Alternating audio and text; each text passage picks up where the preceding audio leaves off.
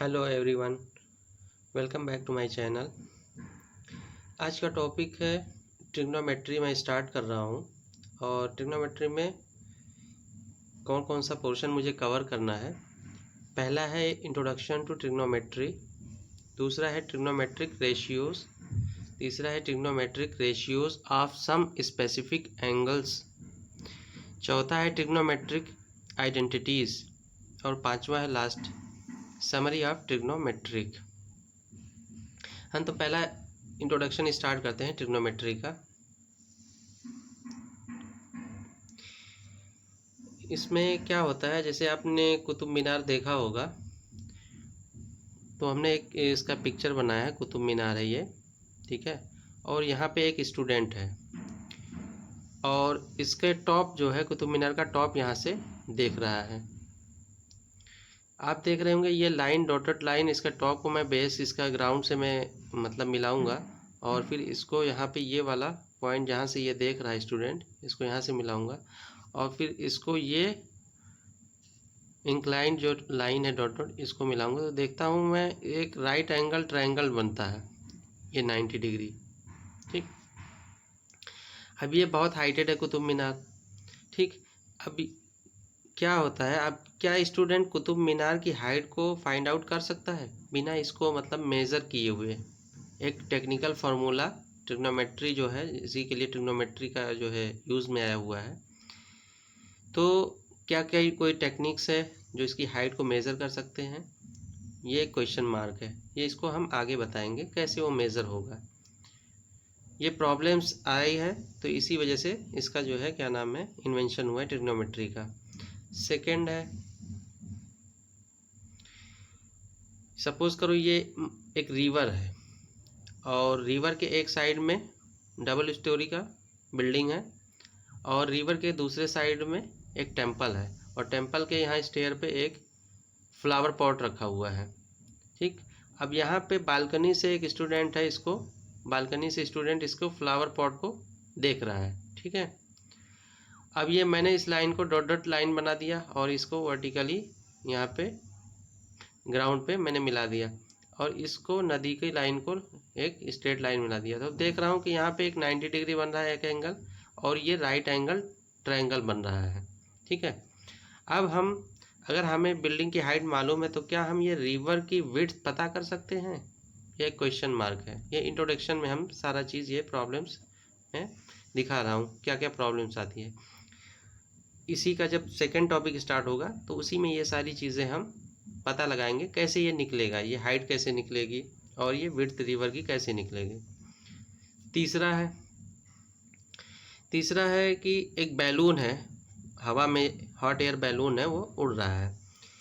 तो एक स्टूडेंट है, इसको देख रहा है कि बैलून उड़ रहा है और थोड़ी देर में वो अपने अंदर घर में जाती है, अपने माँ से बोलता है कि जो है क्या नाम है, बाहर देखो एक बैलून उड़ रहा है। लेकिन जब वो बाहर आके देखते हैं तो क्या होता है कि वो थोड़ी देर में ये बैलून बी पॉइंट पे आ जाता है, ए पॉइंट से बी पॉइंट में उड़ के आ जाता है, ठीक है। अब हम इस पॉइंट को वर्टिकली क्या नाम है ग्राउंड से हम मिलाते हैं और इसको ये लाइन हम मिलाते हैं डॉटेड लाइन, ऐसे इसको। तो हम क्या देख रहे हैं, अब इस चीज़ को मतलब ये हाइट, बैलून की हाइट क्या हम पता लगा सकते हैं?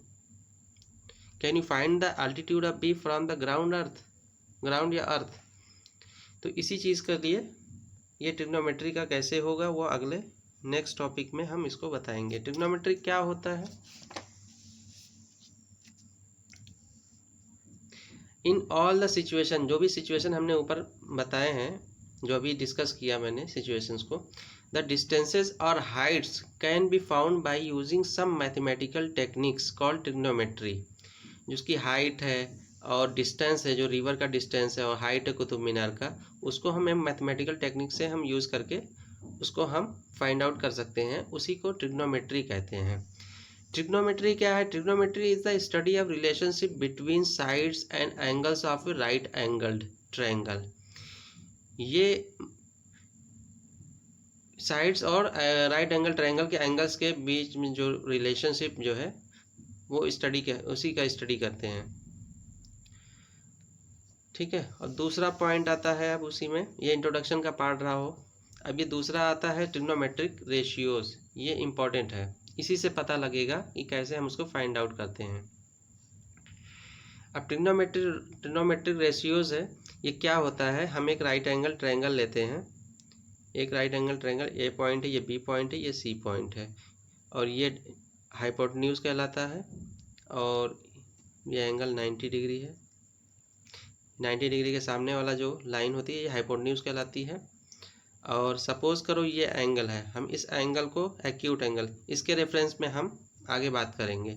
तो इस एक्यूट एंगल के रेफरेंस में हम जब बात करेंगे तो इसके अपोजिट वाला वो जो साइड होगी, side opposite to angle A, इस एंगल ए के अपोजिट वाली साइड, यही लिखा है side opposite to angle A. और ये वाली side side opposite to angle A, इस एंगल ए के जो है side adjacent to angle A, इस एंगल के साइड वाली जो साइड है, इस एंगल के से जुड़ा हुआ जो साइड है वो side adjacent to angle A कहलाता है। इसी तरह से जब हम इस राइट एंगल ट्रायंगल में इसको हम एंगल लेते हैं, इसके रेफरेंस में हम देखते हैं तो इसके सामने वाला एंगल, इस एंगल के सामने वाला जो होगा ये side opposite to angle C कहलाएगा। क्यों क्यों क्यों कहलाएगा? साइड अपोजिट साइड कहलाएगा, ये इसी के सामने वाला है। और इसके साथ जो साइड लगा हुआ है इस एंगल के, उसको क्या बोलेंगे? Side adjacent to angle C. मतलब जिस एंगल के पास साथ जुड़ा होगा जो साइड, उसी के एडजेसेंट हम कहेंगे। और अपोजिट होगा इस एंगल के तो उसको साइड अपोजिट कहेंगे। ठीक है, मेरे ख्याल से समझ में आ गया होगा। और ये हाइपोटेन्यूज है, ये फिगर 1 है, ये फिगर 2 है। अब हम फिगर 1 को लेके हम सारा रेशियोज निकालेंगे। और आप लोगों का होमवर्क है फिगर 2 सी, एंगल सी को रेफरेंस लेके सारा रेशियोज आपको निकालना है। ठीक है, तो मैं फिगर 1 लेके आगे मैं कंटिन्यू कर रहा हूँ। अच्छा हाँ, ट्रिग्नोमेट्रिक रेशियोज क्या कहलाता है? This certain ratios involving the sides of A right angle triangle called them trigonometric ratios. मतलब कोई भी साइड का जो रेशियो होगा उसी को, और एंगल इन्वॉल्व हो, उसी को हम ट्रिग्नोमेट्रिक रेशियो कहलाते हैं।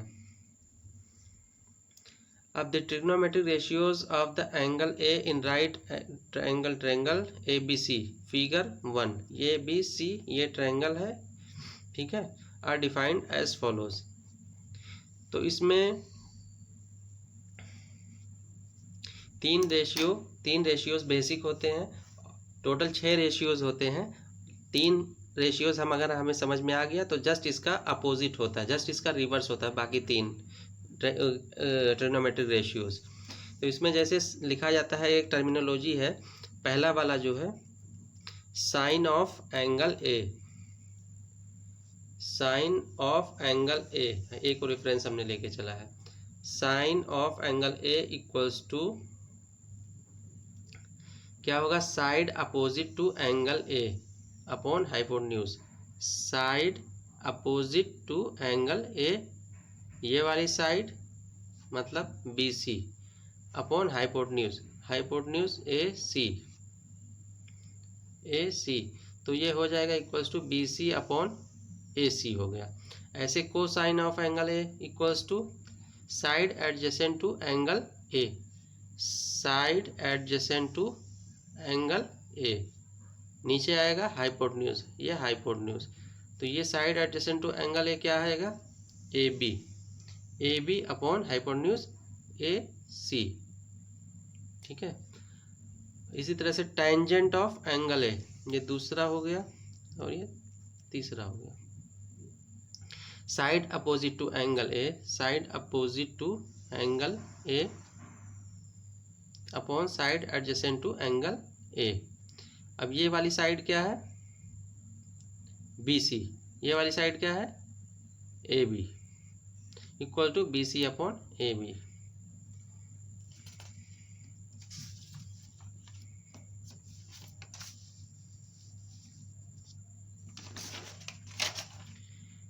अब मैंने बोला था कि जो है 3 हमें मालूम हो जाएगा तो चौथा ऑटोमेटिकली हमें समझ में आ जाएगा।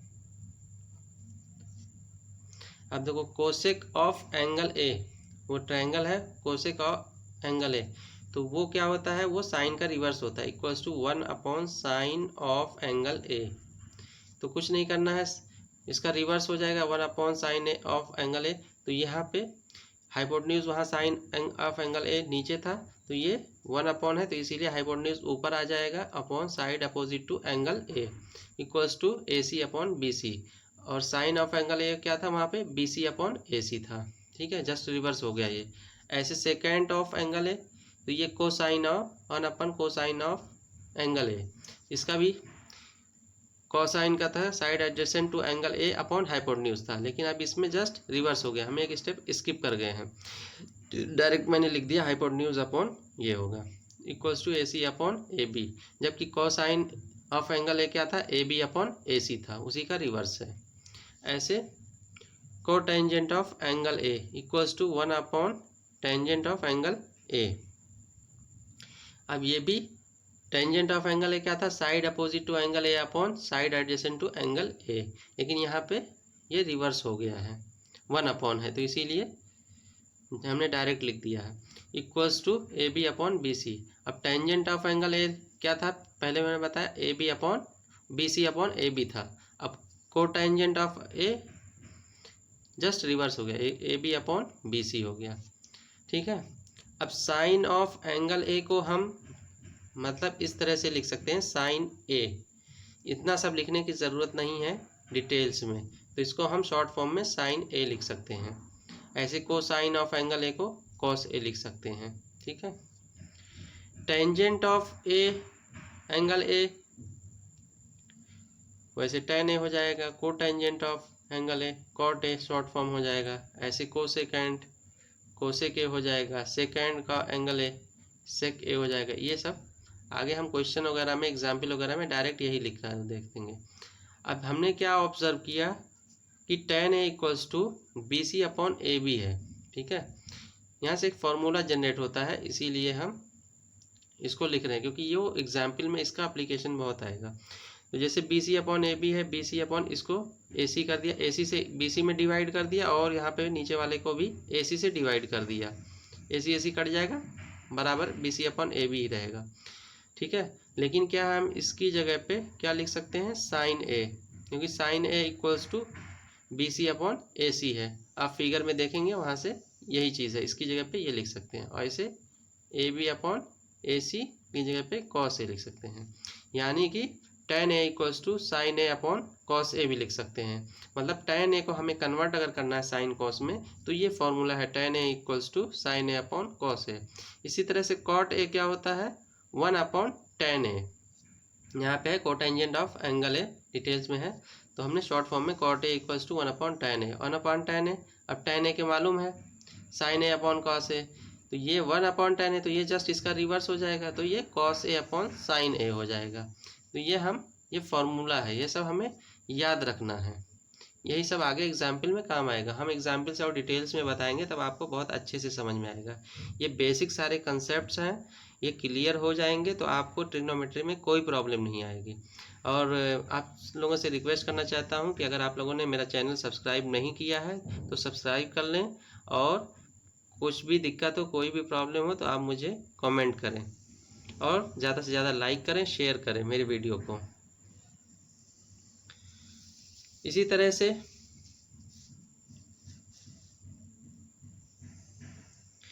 अब जैसे साइन स्क्वायर ए लिखा हुआ है इक्वल्स टू, इसको हम साइन ए का होल स्क्वायर भी लिख सकते हैं, या जैसे कॉस स्क्वायर ए लिखा हुआ है, ठीक है, ए का स्क्वायर नहीं है, कॉस का स्क्वायर, कॉस स्क्वायर है, यहाँ पे स्क्वायर है, एंगल का स्क्वायर नहीं है, तो ये हम इसको डायरेक्ट इस तरह से भी लिख सकते हैं, ब्रैकेट कॉस ए का होल स्क्वायर। ये बारीक चीज़ है, इसको समझना बहुत ज़रूरी है, नहीं तो आप क्वेश्चन में गलती करेंगे। अब देखो यहाँ पे देखो इस तरह से देखो, but sine inverse A is not equal to sine A का इनवर्स। ये चीज़ और ये चीज़ इक्वल नहीं हो सकती है, ठीक है। साइन इनवर्स ऑफ एंगल ए है, और यहाँ पे साइन ए का होल इनवर्स है। समझ में आ रही है बात इसमें? ये चीज़ जो है ये एंगल हो गया, साइन इनवर्स ए। ये चीज़ हम आगे आपको बताएंगे डिटेल्स में। और ये जो है ये एंगल नहीं, यहाँ पे एक मैग्नीट्यूड आएगा जिसका पूरा होल इनवर्स है साइन ए का। जैसे साइन ए का इनवर्स आपने उधर देखा होगा 1/, इसको साइन ए का इनवर्स को 1/sin ए लिख सकते हैं। ठीक है, देखो यहाँ पे लिखा हुआ है नेक्स्ट स्टेप में साइन ए का इनवर्स इक्वल्स टू 1/sin ए, तो ये इक्वल्स टू कोसेक ए है। लेकिन ये चीज़ साइन इनवर्स ए का इक्वल नहीं हो सकता है कोसेक ए, ये चीज़ डिफरेंस है।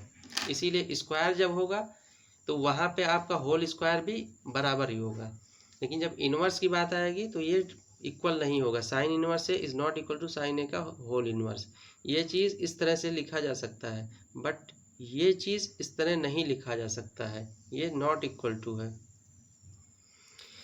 ठीक है, इसी तरह से कॉस इनवर्स ए को 1/cos ए इक्वल्स टू ये 1/cos ए तो सेक ए होगा। ठीक है, एक एग्जाम्पल हम लेके समझ रहे हैं।